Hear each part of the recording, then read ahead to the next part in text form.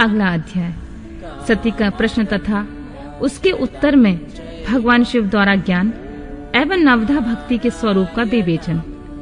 कैलाश तथा हिमालय पर्वत पर श्री शिव और सती के विविध विहारों का विस्तार पूर्वक वर्णन करने के पश्चात ब्रह्मा जी ने कहा, मुनि, एक दिन की बात है, देवी सती एकांत में भगवान शंकर से मिली और उन्हें भक्ति पूर्वक प्रणाम करके दोनों हाथ जोड़कर खड़ी हो गईं। प्रभु शंकर को पूर्ण प्रसन्न जान नमस्कार करके विनीत भाव से खड़ी हुई दक्ष कुमारी सती भक्ति भाव से अंजलि बांधे बोली, देवदेव महादेव करुणा सागर प्रभु, दीनों द्वार पारायण महायोगिन, मुझ पर कृपा कीजिए। आप परम पुरुष हैं, सबके स्वामी हैं, रजोगुण तत्वगुण तथा तमोगुण से परे हैं, निर्गुण भी हैं सगुण भी हैं। आप साक्षी निर्विकार और महाप्रभु हैं। हर मैं धन्य हूँ जो आपकी कामनी और आपके साथ सुंदर विहार करने वाली आपकी प्रिया हुई।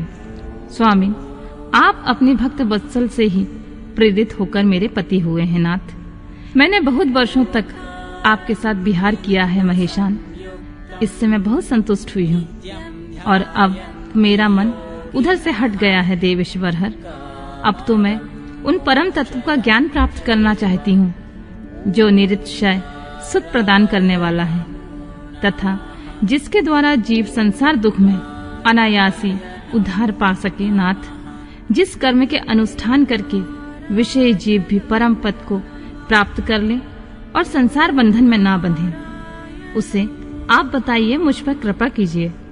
ब्रह्मा जी कहते हैं, मुने, इस प्रकार आदि शक्ति महेश्वरी सती ने केवल जीवों के उद्धार के लिए अब उत्तम भक्ति भाव के साथ भगवान शंकर से प्रश्न किया।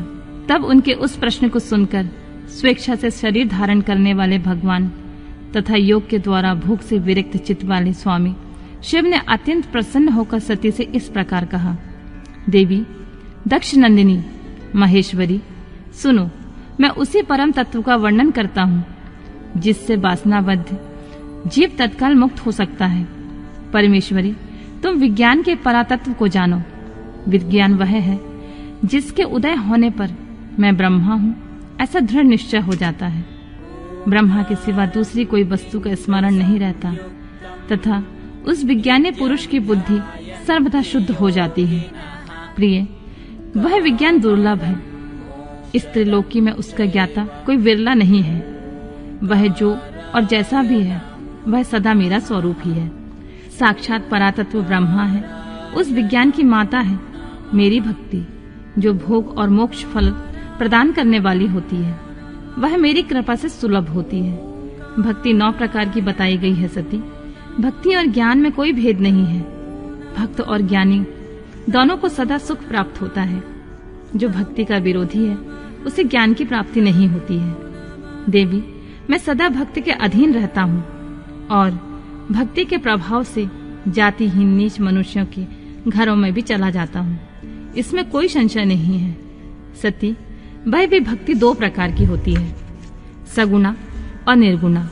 जो वैधि शास्त्रीय विधि से प्रेरित और स्वाभाविकीय हृदय से सहज अनुराग से प्रेरित भक्ति होती है वह श्रेष्ठ है तथा इससे भिन्न जो कामना मूलक भक्ति होती है वह निम्न कोटि मानी गई है।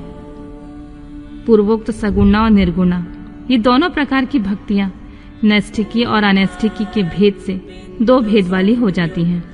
नैष्ठिकी भक्ति 6 प्रकार की जाननी चाहिए और अनैष्ठिकी 1 ही प्रकार की कही गई है।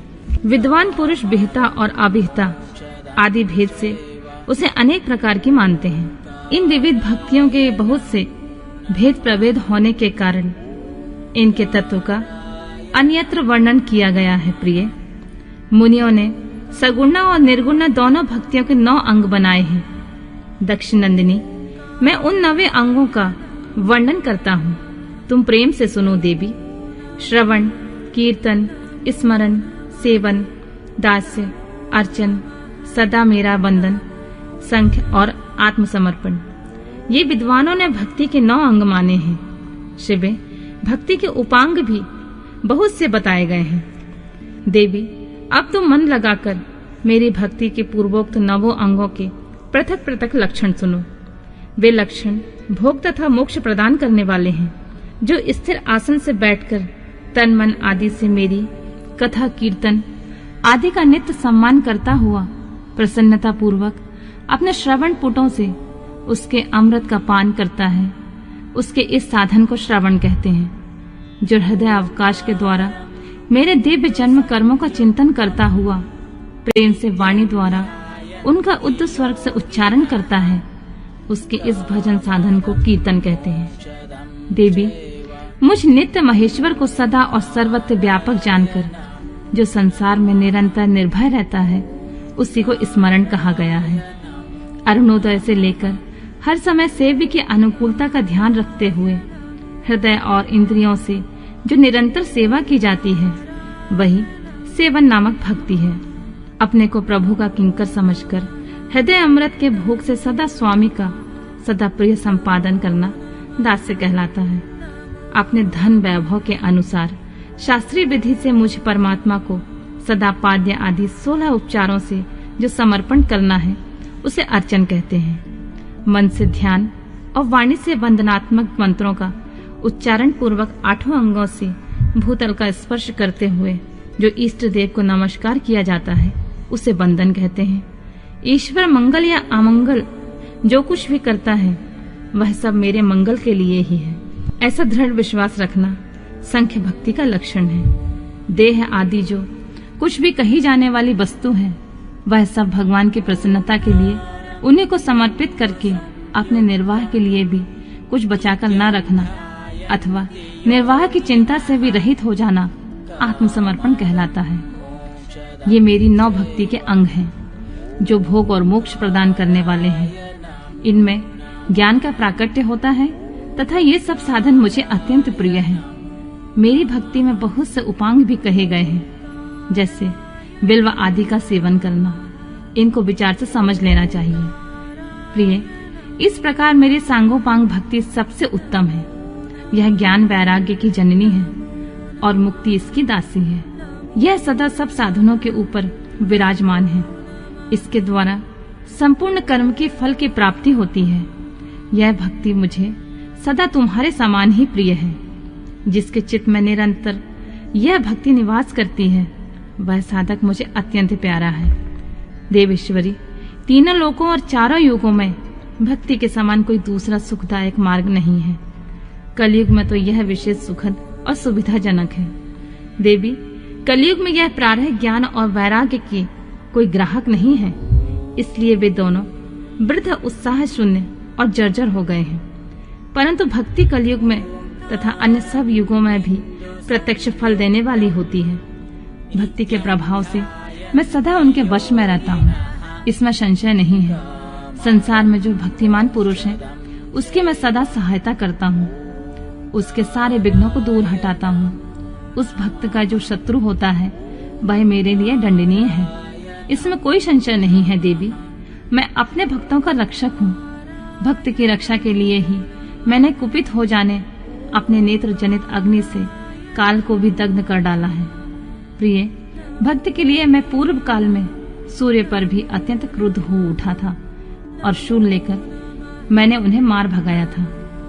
देवी, भक्त के लिए मैंने सैन्य सहित रावण को भी क्रोध पूर्वक त्याग दिया और उसके प्रति कोई पक्षपात नहीं किया। सती देवेश्वरी, बहुत कहने से क्या लाभ। मैं सदा ही भक्त के अधीन रहता हूँ और भक्ति करने वाले पुरुष के अत्यंत वश में हो जाता हूँ।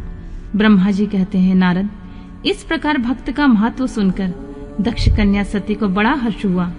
उन्होंने अत्यंत प्रसन्नता पूर्वक भगवान शिव को मन ही मन प्रणाम किया। मुने, सती देवी ने पुनः भक्ति काल विषयक शास्त्र के विषय में भक्ति पूर्वक पूछा। उन्होंने जिज्ञासा की कि जिस लोक में सुखदायक और जीवों के उद्धार के साधनों का प्रतिपादक है, वह शास्त्र कौन सा है। उन्होंने यंत्र मंत्र शास्त्र, उसके महात्म तथा जीव उद्धारदायक धर्ममय साधनों के विषय में विशेष रूप से जानने की इच्छा प्रकट की। सती के इस प्रश्न को सुनकर भगवान शंकर के मन में बड़ी प्रसन्नता हुई। उन्होंने जीवों के उद्धार के लिए सब शास्त्रों का प्रेम पूर्वक वर्णन किया।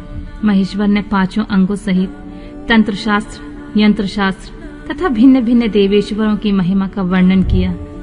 मुनीश्वर इतिहास कथा सहित उन देवताओं के भक्तों का महिमा का, वर्ण आश्रम धर्मों का तथा राजधर्मों का भी निरूपण किया। पुत्र और स्त्री के धर्म की महिमा का, कभी न नष्ट होने वाले वर्णाश्रम धर्म का और जीवों को सुख देने वाले वैदिक शास्त्र और ज्योतिष शास्त्र का भी वर्णन किया। महेश्वर ने कृपा करके उत्तम सामुद्रिक शास्त्र का तथा बहुत से शास्त्रों का स्वतः वर्णन किया।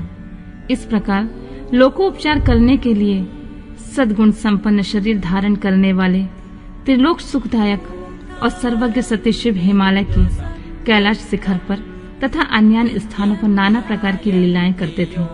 वे दोनों दंपति साक्षात परब्रह्म स्वरूप हैं।